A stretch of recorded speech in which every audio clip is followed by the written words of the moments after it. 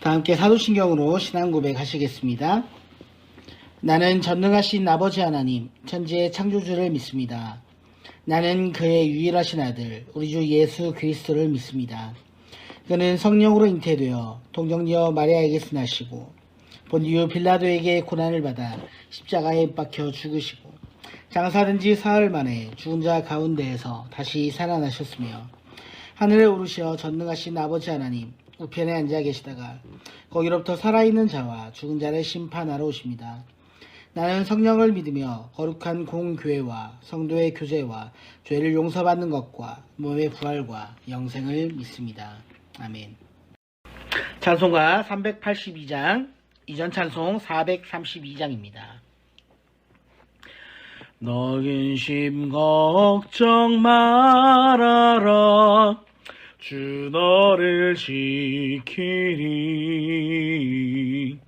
주 날개 밑에 거하라. 주 너를 지키리. 주 너를 지키리. 아무 때나 어디서나 주 너를 지키리. 늘 지켜주시리. 어려워 낙심될 때에 주 너를 지키리. 위험한 일을 당할 때 주 너를 지키리. 주 너를 지키리. 아무 때나 어디서나 주 너를 지키리. 늘 지켜주시리.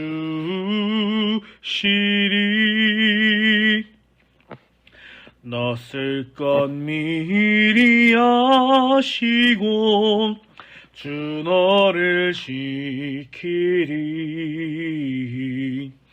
구하는 것을 주시며 주 너를 지키리.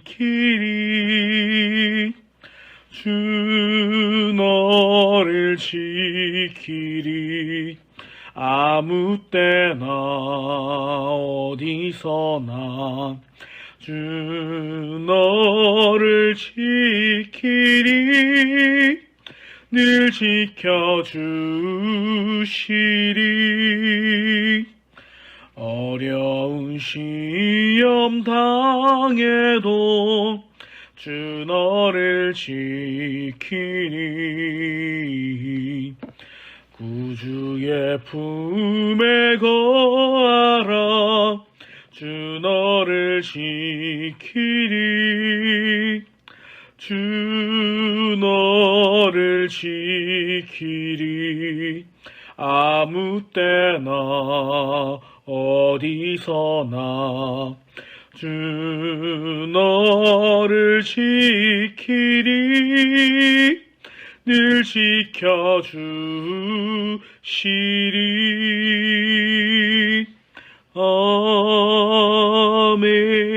아멘. 다 함께 기도하시겠습니다.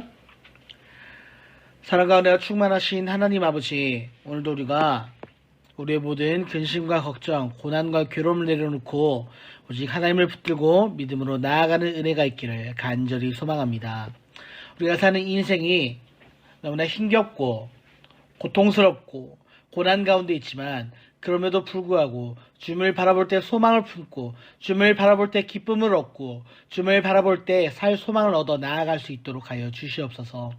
늘 주님의 그 보호하시는 날개 아래 거할 수 있도록 하여 주시고 주님의 품 안에서 주님을 생각하며 하늘의 영광과 주님의 나라를 위해 기쁨으로 나아가길 간절히 소망하오니 우리의 마음과 우리 인생을 붙들어 주시고 우리의 삶의 소망을 주님 허락하여 주시옵소서. 오늘 하루도 우리가 믿음으로 나아가길 간절히 소망합니다. 우리 가운데 믿음을 지켜나갈 수 있도록 우리의 삶과 우리의 모든 지경 가운데 역사하여 주시옵소서. 거룩하신 우리 주 예수 그리스도의 이름으로 간절히 기도하옵나이다. 아멘. 제8장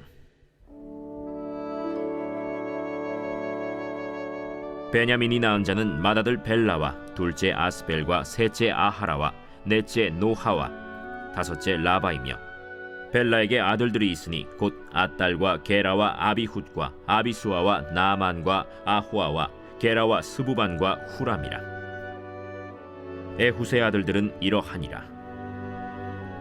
그들은 게바 주민의 우두머리로서 사로잡혀 마나핫으로 갔으니 곧 나만과 아히야와 게라이며, 게라는 또 우사와 아히훗을 낳았으며, 사하라임은 두 아내 후심과 바라를 내보낸 후에 모압 땅에서 자녀를 낳았으니, 그의 아내 호데스에게서 낳은 자는 요밥과 시비아와 메사와 말감과 여우스와 사갸와 미르마이니, 이 아들들은 우두머리이며, 또 그의 아내 후심에게서 아비둑과 엘바알을 낳았으며, 엘바알의 아들들은 에벨과 미삼과 세메시니, 그는 오노와 롯과 그 주변 마을들을 세웠고, 또 브리아와 세마이니, 그들은 아얄론 주민의 우두머리가 되어 그들이 가드 주민을 쫓아냈더라.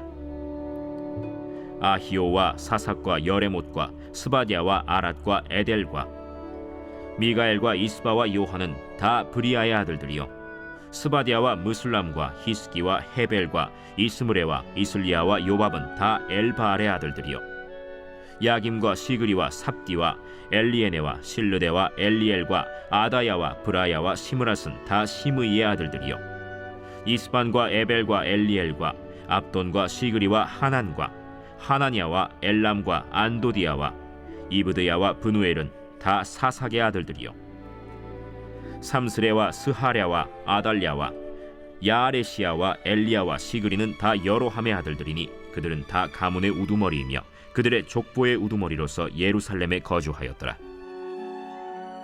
기브온의 조상 여이엘은 기브온에 거주하였으니 그 아내의 이름은 마가며, 장자는 압돈이요, 다음은 술과 기스와 바알과 나답과 그돌과 아히오와 세겔이며, 미글롯은 시므아를 낳았으며 그들은 친족들과 더불어 마주하고 예루살렘에 거주하였더라. 넬은 기스를 낳고 기스는 사울을 낳고 사울은 요나단과 말기수아와 아비나답과 에스바알을 낳았으며, 요나단의 아들은 무리바알이라. 무리바알은 미가를 낳았고 미가의 아들들은 비돈과 멜렉과 다레아와 아하스이며, 아하스는 여호아따를 낳고 여호아따는 알레멧과 아스마웻과 시므리를 낳고 시므리는 모사를 낳고 모사는 비느하를 낳았으며, 비느하의 아들은 라바요, 그의 아들은 엘르아사요, 그의 아들은 아셀이며, 아셀에게 6 아들이 있어 그들의 이름은 이러하니 아스리감과 보그르와 이스마엘과 스아랴와 오바디아와 하나니라. 아셀의 모든 아들들이 이러하며 그의 아우 에색의 아들은 이러하니 그의 맏아들은 울람이요, 둘째는 여우스요, 셋째는 엘리벨렛이며, 울람의 아들은 다 용감한 장사요, 활을 잘 쏘는 자라. 아들과 손자가 많아 모두 150명이었더라. 베냐민의 자손들은 이러하였더라.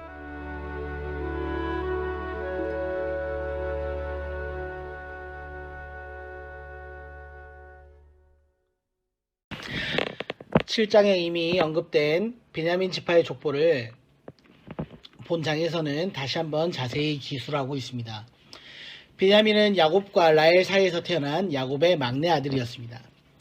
창세기 35장의 말씀을 보시면 라헬이 난산으로 인해 죽음이 임박한 시점에 낳은 아이를 베노니라고 이름을 짓습니다. 이는 슬픔의 자식이라는 이야기입니다. 그러나 이후 야곱은 베논이란 이름을 오른손의 아들이란 뜻을 가진 베냐민으로 바꾸어 주었습니다. 아이가 하나님의 능력을 붙들어 살길 바라는 아버지 야곱의 간절한 마음이 이름 가운데 담겨 있음을 볼 수 있습니다. 그런데 시간이 흘러서 베냐민의 후손인 베냐민 지파는 멸망당할 위기에 봉착하게 됩니다. 사사기 20장부터 21장까지의 말씀을 보시면 한 가지 사건이 등장을 하는데, 에브라임에 살고 있던 한 레위인의 첩을 베냐민 지파에 속한 기브아 사람들이 욕보인 후에 죽게 만든 사건입니다. 이 사건은 곧 이스라엘 온 지파에 알려졌고, 분노한 이스라엘의 온 지파는 베냐민 지파와 전쟁을 선포합니다. 이 일로 인해 베냐민 지파는 완전히 사라질 위기에 처하게 됩니다. 하지만 에스라 4장과 10장의 말씀을 보시면 포로기 이후 이스라엘 공동체가 유다와 베냐민으로 표현될 만큼 베냐민 지파가 비중 있는 위치를 차지하고 있음을 볼 수 있습니다. 이것을 통해 그들이 이 위기를 잘 극복했음을 발견할 수 있습니다.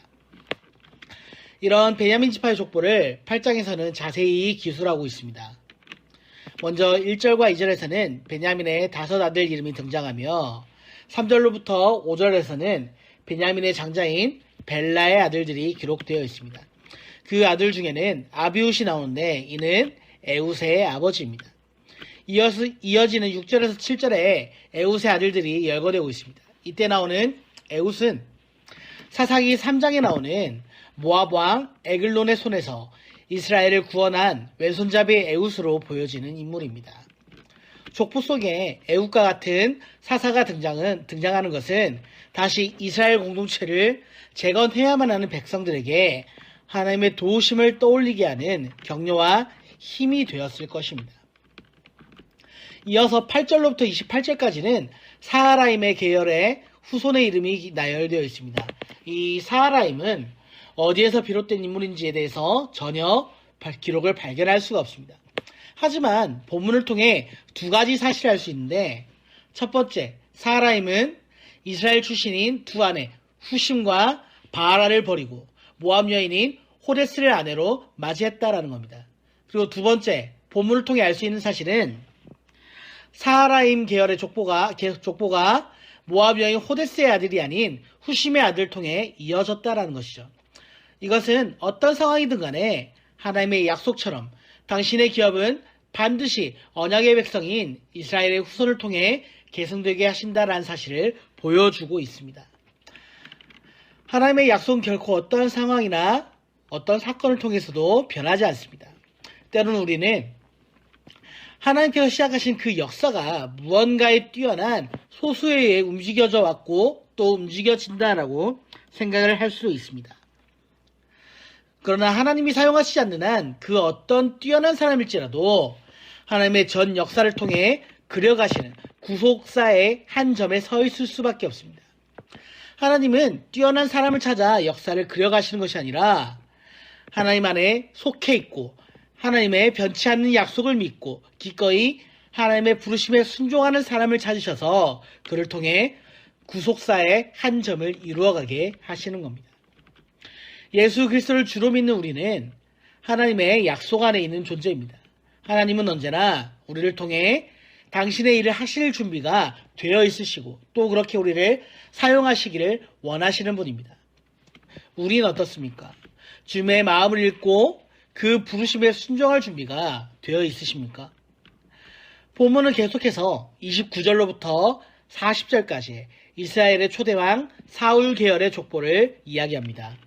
불순종한 사울은 하나님의 심판을 받긴 했지만 그럼에도 하나님은 그의 가문을 완전히 멸하시지 않고 계속 이어갈 수 있도록 기회를 주셨다는 것을 족보를 통해서 발견할 수 있습니다.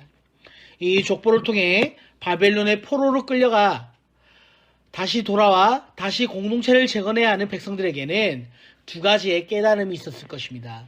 첫 번째는 하나님은 죄에 대해 반드시 징계하시는 분이시다라는 겁니다. 하나님은 사울의 불순종을 간과하여 지나치지 않으시고 그것을 징계하셨습니다. 죄를 미워하시는 하나님이시란 사실은 그 백성들을 다시 상기하지 않을 수 없었을 것입니다. 두 번째는 하나님의 징계는 망하게 만들도록 위한 것이 아니라 돌이키고 회복시키기 위함이라는 사실을 상기했을 것입니다. 이 사실은 죄로 인해 포로로 끌려갔다 돌아오긴 했지만 여전히 회복에 대한 불안함으로 의기소침해 있는 백성들에게 새로운 생기의 소망을 불러일으키는 중요한 메시지가 되었을 겁니다. 이것은 현재를 살아가는 우리에게도 동일하게 주어지는 메시지입니다. 하나님은 죄를 미워하신다라는 사실을 늘 떠올려야 합니다.